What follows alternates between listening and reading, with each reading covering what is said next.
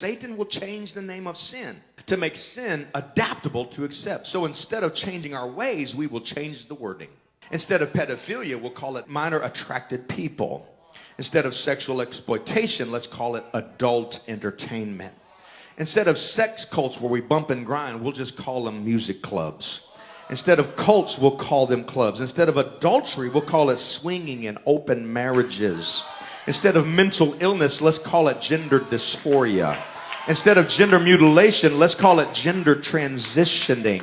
Instead of fornication, let's call it intimacy. Instead of lust, let's call it love. Instead of calling it a spiritual battle of good and evil, let's call it political. Let's call it a phobia. Let's call it hate speech. Call it something else. We are not called baby killers. We're called abortionists. It's no longer sin. It's a complex. It's an addiction. It's a disorder. It's an obsession. So we don't feel bad about our sins. We change the name of them. And when we hear the truth preached, we feel conviction, but we condemn the preacher as hate speech.